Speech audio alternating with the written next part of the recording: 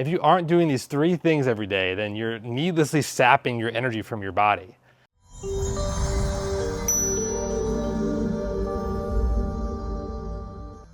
And if you're someone who struggles with energy, you just don't have the all-day energy you need to do the things you need to do and just to feel good, then these are the 3 easiest things that you can do, the things that we tell all of our practice members that we work with to help them improve their energy.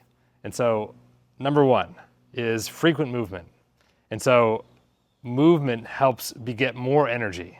Okay, and so I know it can be tough if you feel tired to start this train, but if you just start with small steps of, if you're someone who's sedentary, just go for a 10-minute walk once a day, right? 10-minute walk, and then slowly bump that up to 15, to 20, then go for 2 walks a day, then 3, right? If you're already someone who's exercising or works out, then maybe you go to the gym once in the morning every single day. Then the rest of the day you don't do as much because you think, oh, I earned it. I went to the gym and I got my workout in, and just call it a day. Instead, research shows, and I do this myself and all of our clients, and this is just what helps people feel better, is to move more frequently throughout the day. So instead of doing a 1-hour workout in the morning, it'd be much better to do 6 different 10-minute workouts throughout the day. Or more realistically, go to the gym for 30 minutes and then go for a 15-minute walk in the afternoon and then another 15-minute walk in the evening. That's spreading it out much more. That's going to have a much more beneficial effect on keeping your energy system stable. And just instead of your body having to generate all this energy all at once and dump it, and then the rest of the day nothing, right? It's a slow burn. You rev your engine a little bit in the morning, rev it a little bit in the middle of the day, rev it again at night, and your body systems will be much more compelled to produce even energy all day. That's number 1. Number 2 is also related to the physical body. It's posture. Keeping good posture. Now, this is not what I mean when I say good posture is this right here, right? Just a hunched over, chin down and in, lazy, right, posture, right? Shoulders rounded forward, just like a floppy hot dog, right? This is not a high energy state, right? Now, bring your shoulders back together. Okay, stick your head up nice and tall. Imagine there was a string from the top of your head from the sky pulling you upward, right? You'll notice that makes your chin come down and back, right? Stretch out your spine.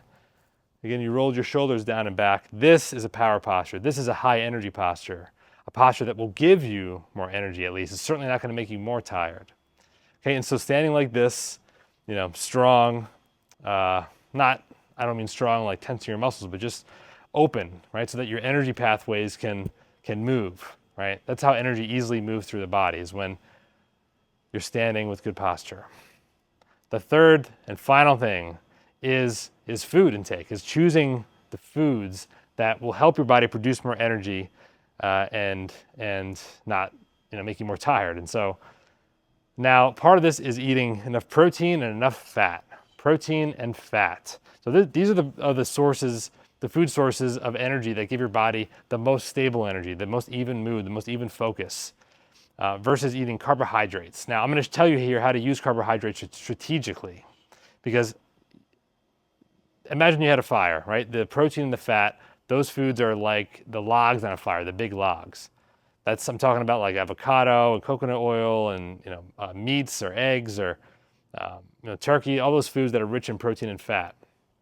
Carbohydrates, on the other hand, like bread, pasta, rice, sugar, those things are more like throwing twigs on a fire. They're quick to burn, right? So that's not to say that that's bad, but we don't want to just fuel your fire with newspaper and twigs, right? Constantly, and it's constantly having to feed you more and more, right? That's why people feel tired. They get these swings in energy after you eat a high carbohydrate food that has no fat or protein.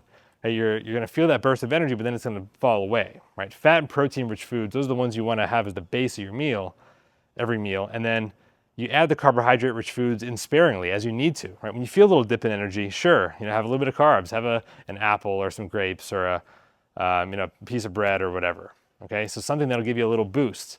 But if you stop overloading your body with carbohydrates and allow your body to switch from burning carbs to protein and fat, that is, switch from burning newspaper all the time, constantly having to refeed it, to burning the logs for that sustain for hours and hours, your body's the same way. You're going to find that you have more even mood, even energy, and just feel better overall and more consistently.